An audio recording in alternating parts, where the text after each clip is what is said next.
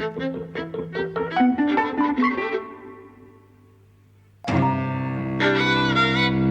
and welcome to Eavesdropping at the Movies. I'm Mike. And I'm Jose. And today we're talking about the original Nightmare Alley. Yes. In our last podcast we talked about the remake, or I say remake, new adaptation of the original source material. Yes. Which was a novel from 1946, as we mentioned, Yes. By William Lindsay Gresham. This was the original adaptation of it in 1947, the year after the novel came out, directed by Edmund Goulding, who is a British screenwriter and director, who's best known for Grand Hotel, The Razor's Edge. Yes. Dark Victory, The Great Lie. You know, he directed some of Betty Davis's greatest hits as well. Yeah, he directed a number of hits. This is not one of them. This was a box office flop. Yes. And I do think you can see why. And it's funny, I came out of the 2021 Nightmare Alley feeling a little sort of nonplussed by it, I wasn't that impressed. I love and this makes me appreciate things about it that I didn't. I think Del Toro's version is the better version. Yes, it is. I agree with that completely. So this, I think, is very middle of the road. It's interesting that it's talked of as a noir, and I kind of didn't think it was. Oh, I did. I mean, it wasn't as visually beautiful or interesting as I associate with 40s noir. And I was watching it with Celia, who was in Canada. We pressed play at the same time. And she was saying, she's much more familiar with film of this era than I am. And she was saying, this is a melodrama, really. No, it is a noir. I mean, noir is not just about street lamps and kind of shadows, though this has quite a fair share of all of that. That's not the only thing I associate with it, but... You know, but it is about kind of the descent and, you know, it's about kind of the darker side of life of blackmail and, you know, kind of, I mean, Tyrone Power is sleeping with Xena, you know, for purposes other than what he feels, and he's on the make and whatever, and it ends up like, you know, with like him being turned into a geek. I mean, it's about dark elements of the human. It certainly psyche. is, but I think it's interesting the difference in mood between this and Del Toro's version. One of the things I felt was completely missing here was a sense of mood. Maybe some of that is being accustomed to a different era of film style. This is 80 years ago now, close to. But I do think it's really devoid of mood. About 8.5 minutes into this, we're already learning about... I think we're already seeing at that point Tyrone Power getting involved with the magic acts and that. Mm-hmm. And that's some 20-25 minutes at least in Del Toro's version. There's in other words, this goes plot very, very quickly. Really gets it out. Whereas the new version spends a lot more time establishing mood and tone, which I hadn't given it credit for until I saw how quickly and I think uninspiringly you can do it here. I mean, I think to say it's uninspiring, let's not be too rough on it, because I think actually it's quite a wonderful film. Sure. It's just, you know, that, I mean, to me, Del Toro is much greater. You know, but this has, like, you know, quite incredible things. And actually, some things are better in this version.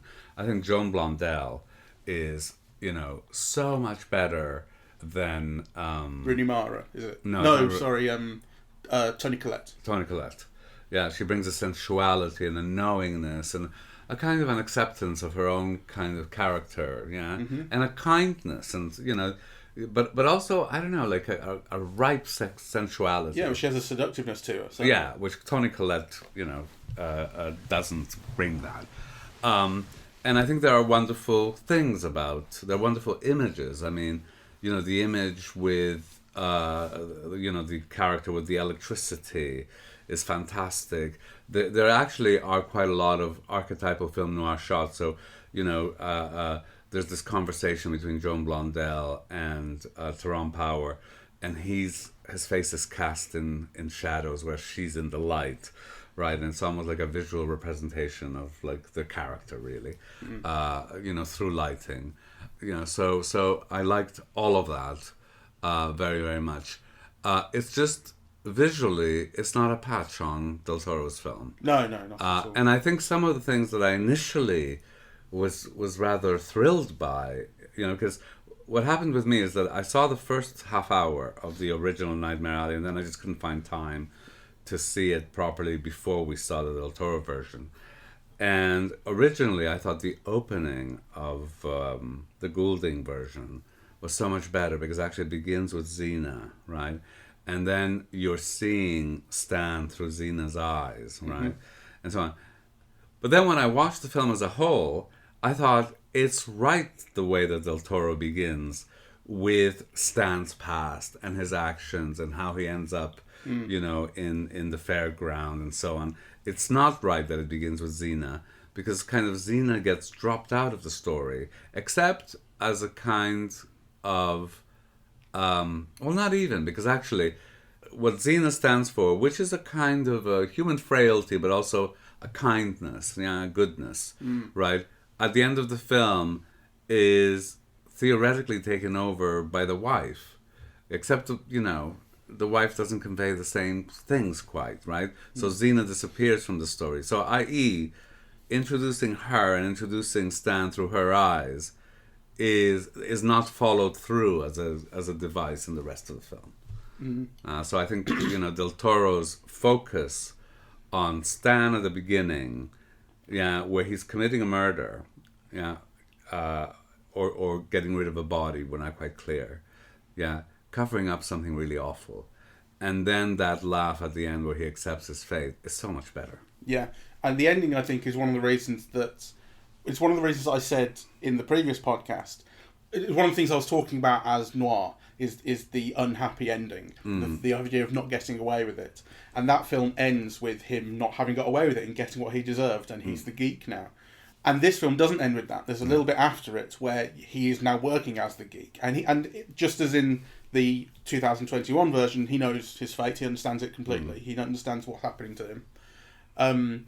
But he's working at the carnival where his wife has gone back to. In this, she's played by Colleen Gray, and you see the beginning of an effort to rescue him. She says, "I'm going to help you," and then some of the other, you know, the strong men and other people who knew him said, "I didn't even recognise him." And the film ends on them saying, "Well, got what he deserved." I think, roughly speaking, I can't remember what they said actually, but it does end on a note of there's a potential redemption. So, and one of the things that I said was so remarkable about the new version is the severity of the ending, the severity of what happens to, you know, a big, famous, handsome movie star, right? You don't often see that level of, I don't know what the word is, degradation or, you know, something like that. And here, you know, Tyrone Power was a big, famous movie star. Or he'd been away at war, right? So this was one of his first films back after the war. Well, he'd already done The Razor's Edge, which had been a huge success. Yeah. And actually, I think it was on the basis of the success of The Razor's Edge that they got Zanuck to make something so dark for 20th Century Fox. Tyrone Power was the one who wanted this. Yeah, role. and it's the same director, you know, and the same star. So I think that was a reason to gamble on such dark material. So yeah, he's absolutely a big star, and he does get that ending, and then it's sort of taken away. There's a little bit of redemption involved, which again, like I said, is something that I would not quite associate with noir. The idea that maybe there's a way out. Even though he has got this punishment, a way out is offered to him right at the end. Potential for a little bit of hope. One of the things that I thought was interesting was, in the previous podcast, I said that I hadn't seen it coming that he would become the geek. And you said, of course, you know, basically, you know, of course it's signalled throughout, right? Yes. And watching this, I think made me realise again why I think I didn't spot that in Del Toro's version. It's partly that Del Toro's vision of the geek is so Del Toro. It's a monster. It's from another world. It's like it's from another dimension, that thing. And you know, it is a man, clearly. I think I didn't see it that way. Well, that's how I think it comes across. That's how it feels. You know, it's this thing that's kept in the corner. It comes out, it bites the head off a chicken. You don't really see its face, or I say his face, or anything, you know, and these people are crowded around looking at it. You don't see the geek at all in this at the start. You know, when the equivalent scene is shown, you don't see it. You just see the people looking down into the pit of it. And then almost immediately, Tyrone Power speaks to the head carny, saying, how do you get a man to do that? How do you make a man do that? How do you turn a man into that? Which immediately kind of signals there is a process involved. This was a person. Like in Del Toro's version, even though it's subtle and it's not really, it is still clearly a person. I think it's presented more as a different thing altogether. No, I don't agree with that. I don't agree with that at all. I mean, there's a conversation with Defoe about how you turn someone into a geek. Yeah, eventually. That's after a little while, and that's when I started to think. Well, that's when it got to the end of the film, I thought back and gone, "Oh, that's what I should have picked up on." Yeah, but that is a long time into the film. It is a long time. We spent a lot of time by that point. We've seen the introduction to the geek as this otherworldly thing. And we've also spent a lot of time seeing the geek in the backstage, in this cage, just like ranting and raving and being fed shit. And like being treated as an animal. So, I mean, I'm not saying I shouldn't have picked up on it, but I think that it's more reasonable to not have picked up on it in the new version, because I think it is more subtly spread out the story of the geek. Okay. Well, I mean, I think it's clearly signaled. It's signaled differently at different moments. You know, obviously, kind of, you don't want to give away your full hand. There has to be, you know, a process of, you know, the protagonist becoming that. But I think Del Toro's even more classical. You know, the dialogue is repeated at the end to connect to the beginning.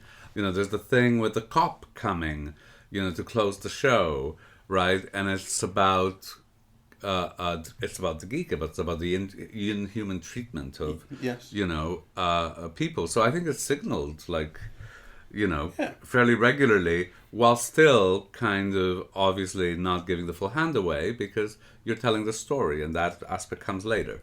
But, you know, I'm just forgiving myself. That's all. I'm all right, forgiving well, myself. And I think you're forgiven. And it's, but I do think it's something that I appreciated more. You know, on reflection, having seen this version, I think that basically pretty much everything, I felt was kind of less expertly handled in this version, and it was kind of an object lesson in the differences you can result in adapting material. Yes, I mean, the things that I think are better in the 1947 version is Joan Blondell. Yeah, I just think she's marvelous, and she brings kind of like a humanity and a three-dimensionality and kind of layers. So she's clearly like someone very promiscuous, but also kind of looking after this man she loved and who loves her, right? And still kind of cheating on him. And yeah, there's, you know, there's kind of so many things that she brings to it. That Toni Collette, much as I love her, she's to me, she just doesn't exude sexuality. She's all like thin. And so Joan Blondell is better.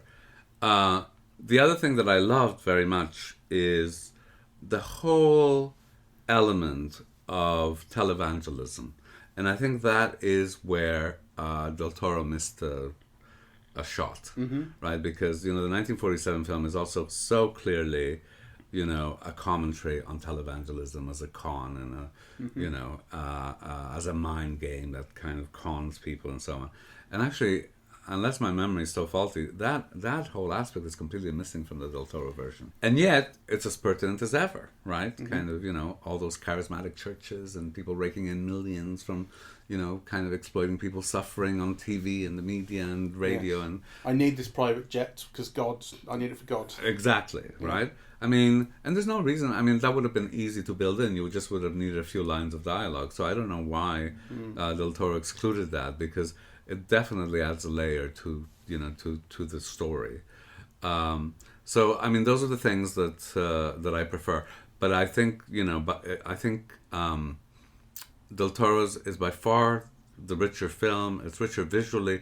I think it's richer narratively. It brings in kind of, you know, so many other layers. It does work, I think, on a kind of a pulpier comic book vein, but nonetheless in a symbolic dimension, right? Where those images, which are kind of images from the culture, from comic books, from pulp, from films, nonetheless kind of resonate in very interesting ways. Yeah, it's not meant to be realistic in the way that maybe, you know, the 1947 version is. Yeah, I think, you know, if you see, you know, the femme fatale, in Del Toro's version, it is like, you know, the femme fatale of pulp covers, right? Yeah, for sure. And her whole part in the story is handled much, much better in the new version, where here it's very thin. I mean, we even said her character was quite thin in the new version, but her part in the film is thin in the 47 one. Yeah, it's even worse, I think. Yeah. What I noticed was interesting was that the recording in the 47 version is done on vinyl, you know, and in the Del Toro's version is done on tape. Yeah. Yeah, that's all. I just, you know, love the geeky gadgetry of it, right? The character's not a patch. Yeah, I mean, I suppose it wouldn't have been tape, would it? You know, if it would have been tape, then it would have been in the version that came out when the book came out. Exactly. It is an anachronism probably, but you feel like vinyl. I don't know, maybe for Del Toro, vinyl wouldn't play as well, although I'm sure he could have made it work. I don't know. Interesting. Anyway, the recording on the vinyl was like, just an interesting observation, I thought. I did like that whole kind of cabinet in her office in the new version. It had that feeling of like a cabinet of secrets and power, Yes. Yes. Everything matters about getting into that cabinet. Yes. Yeah. What I appreciated in the Del Toro version is a kind of a carnality, right? So it's interesting because in the 47 version, Joan Blondell has it and exudes it, right? But really, the person who should have it is Stan. Yeah, there's got to be something about his handsomeness, and actually, it's very interesting because I was reading this book of memoirs, by Ava Gardner, right? And she talks about like pussy power. Yes, kind of these women, who have like pussy power because like men are so attracted to them that kind of. And kind of Stan is someone who has to have like cock power, whatever, right? Like, and it's interesting because Del Toro shows it to you, yeah. And actually, it comes from the way that Del Toro films Bradley Cooper. Yeah, in that scene where he goes with Toni Collette and he goes to have the bath and she looks at him. Yeah, and the way the camera moves and the way the kind of the angle at which his body and his face are filmed, like he's made to seem like big and sexy. Yeah, and actually, I think it's the only moment in the film, that he's filmed that way. But it's important to establish that he's got that power over women. Yeah, that he turns women on. Yeah, and that he knows it, right? Yeah. So I Even think, though he pretends not to know it, in that scene he's resistant, or at least he initially appears to be pretending at least to be resistant to her come on, even though it's such a clear come on. But he's kind of, maybe it's because he's in someone else's house, she's married. Oh, maybe he just doesn't find it that attractive. It could be that. But he seems to be resistant, at least, as opposed to like a true Lothario. Yeah. But he also, I think, is hiding that he knows how good looking he is. A Lothario is different because it's not just about kind of conning women into having as much sex with you as possible. This is just about using the sexual power that you have to whatever advantage you... Yeah? Whereas the Tyrone power is clearly described as handsome, and he is introduced to Joan Blondell's gaze, so, kind of she's interested in him. Yeah, but there's a difference between kind of being shown as handsome or a pretty person or, than to have a kind of a sexual potency. And I think Bradley Cooper exudes it, at least in that, or Guillermo del Toro films the Bradley Stan as having it, whereas it's not. I don't think it's quite there in the 1947 version, though. People constantly refer to how good looking Tyrone Power is, right? So he can be a star and in cabaret and whatever, but it's not the same. Yeah. He's also, I think, not as good a performer, not as good an actor as Bradley Cooper is. Actually, I think I underestimated when I kind of first saw Bradley Cooper. I think was in the Hangover films, and I really underestimated him because I thought, the character that he plays in those films, or at least the first one, is he's like the leader of the gang, and he's surrounded by all these dipshits who are making mistakes and stuff, and they're all looking for their dude. Where's my friend? Is what that film is. But he's the one, as I recall, who's always like, right, let's go here, let's do this. He's like, I'm in charge. I'm in charge, and I'm really pretty. And I just thought, oh, fuck you. I hate this guy so much. I really did. And so it meant that for a while, I kind of, as I saw him in other roles, I didn't give him the credit that he actually deserved for being really, really good. He's wonderful. I think Tyrone Power is wonderful. And actually, I think that last shot at the end, not the last shot with the Colin Gray character, but the last shot where he accepts being a geek, and all of a sudden you see like his face aged, and his eyes drawn, and he's really filmed as an old guy. I thought that he was fantastic, actually. I think he was very good. I did think in both of those shots, actually, in the new and the old version, how making someone into a hobo, making these guys into hobos, and people who are really super desperate that they'll become a geek, they still can't not make them handsome. And it's not like I think they were trying. I think they were going like, we'll put signifiers of hobo-ness on them. Sweat, ruffled hair, a beard on Bradley Cooper. But we're not going to hide. We're not going to make them super ugly, right? These are still our movie stars. Yes, well, of course, that's a given. Yeah. But I did think Tyrone Power was very good. I think Tyrone Power, was as good as Bradley Cooper, though I think Bradley Cooper was given other layers to play. Yeah, for sure. That last shot, I wish Tyrone Power had been given the opportunity to do that, right? It's more complex film than it. Yeah, it is. I think so. It takes its story more seriously, and I had a certain problem with that in that I found it quite self-serious, and I wish there had been more fun to it. But I can also see the benefit of really reaching into it as deep, kind of soul despairing noir. I think the effect of seeing Nightmare Alley again today was that it really made me want to watch Del Toro's version again. Yeah, I can see that.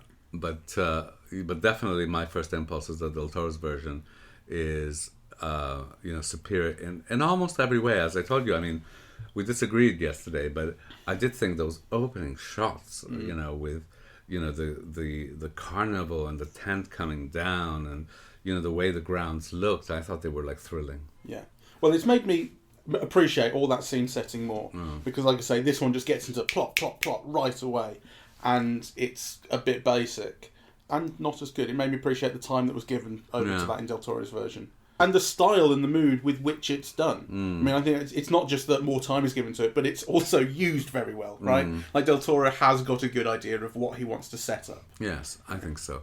I also thought, I was looking at those nightclub scenes and so on, and I wanted better images, more striking imagery, more, something more beautiful. In the 47 one. In the 47 one, and more, the compositions to be more striking. There were almost like set pieces where you think, oh, something marvelous visually is going to happen here, right? The scene with the ghost, with Doreen. It kind of was very flatly filmed, right? She appears in the background. It's not, the film does have, the image of the electricity, right? And, though it's not that striking, really. It's not that striking, no. But and it's also not built up as well. This is something else that I thought. It is built up with much more drama as a kind of set piece in the new version. So it's about the police are there. We're doing this to get them off the case and off the scent, which is the same thing they're doing in the 47 version. But in the new one, it's set up as, oh my god, stay back. Stay, like Bradley Cooper turns on the showman, right? Stay back. We have to purge the electricity. We have to do it through her, and he turns it into a big show. In here, it kind of just comes and goes. Like they just do it. There's no real showmanship to it. I kind of feel that way about a lot of things in comparison. There's much better, more excited dramatisation of things in the new version. I think there's a little bit less of here. Yes, and I do think the Del Toro film brings in other dimensions. You don't see the suicide, of the people who've been conned. Yeah.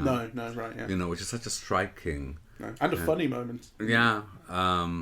So I think it's interesting because it feels... The 1947 version... So let's just establish... I think it's a very good film, yeah? But it's not great, which is the reason for the remake. Yeah, and I do think, actually, that the remake brings out a whole other series of dimensions, both visual and thematic, that were missed out in the 1947 version. And the only thing that I would exchange of one for the other is I wish, Joan Blondell had played in the Del Toro version. Yeah, fair enough. All right. So I think we nonetheless... I would recommend people see it, really. And it's a wonderful companion piece to the Del Toro version. Well, certainly. And I wouldn't recommend people don't see it, but I don't count it as a really, really good film. It's an interesting one, and interesting in comparison. And I think, and it is interesting that it has made me appreciate things in this new version that I had taken for granted or not seen very much in. So, interesting. Right. But not great. All right. Well, thank you very much for listening. We are eavesdropping at the movies, and we are on Apple Podcasts, Audible, Google Podcasts, Spotify, SoundCloud, and YouTube. On social media, we're on Facebook and Twitter, and the website is eavesdroppingatthemovies.com. Thank you very much for listening. Bye-bye.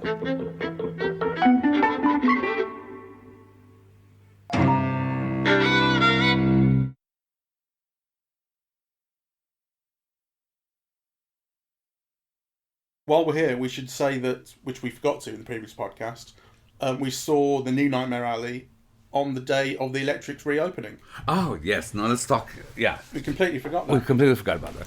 So we saw Nightmare Alley on the day of the reopening of the Electric Cinema in Birmingham, which has been much awaited, eagerly anticipated.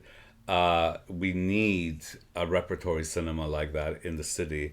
And it was joyous to be back, actually. And the screen looked better than ever. I mean, my criticism of the old Electric was that sometimes the projection left a little bit to be desired.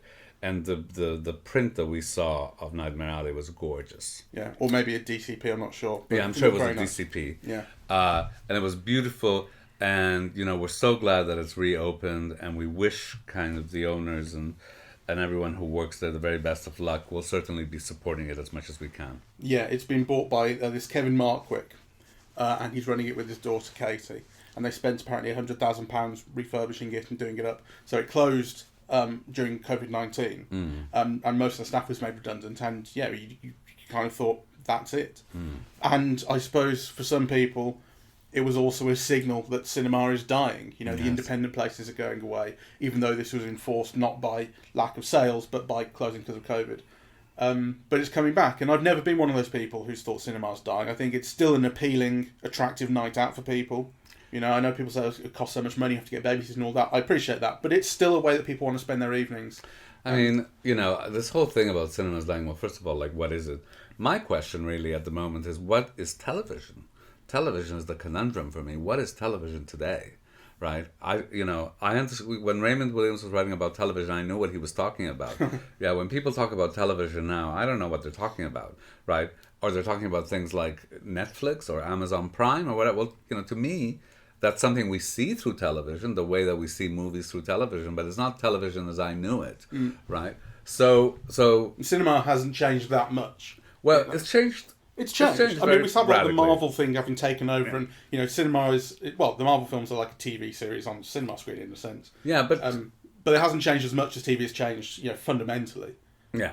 Well, to me also, I think cinema has changed quite a lot, but all of the films that we've been talking about this year, some of which have been released primarily through Netflix or Apple or wherever. But I think they're as good as anything I've seen in my lifetime of watching films, right? And the conversations about them, and in sometimes better or worse films. So, the conversations we've had about Power of the Dog, or, what was that film about the planet? Don't Look Up. Don't Look Up, or, those conversations, which have been national and international conversations, so kind of cinema is still giving people ideas about, what people are like, kind of what the world is like, how the world should change, kind of what our own place in the world is like. I mean, those are all the kinds of conversations, that kind of cinema has always incited, as well as kind of, dreams of, a different world, a different way of life, whatever. I mean, I think cinema is still offering very potent kind of evocations of all of those concerns, that some of us see it through a television screen now, or through a big home screen or whatever, is a different story. I do think that's a significant change, because if you're watching it at the cinema, right, the filmmakers control the narrative flow. Whereas if you're watching it at home, you control it. You can pause anytime you want and actually destroy a filmmaker's creation of a flow for you, i.e. things like suspense or whatever.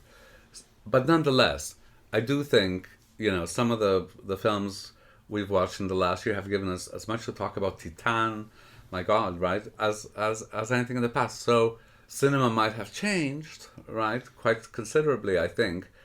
But yeah, it's. I think people have been talking about it as much as I can remember at any other time as well.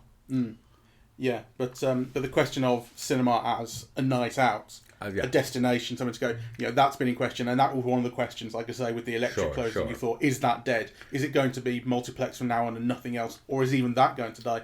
And the fact that we've got an independent cinema coming back from the grave and having such a successful opening is a wonderful thing. I mean, my view is that cinema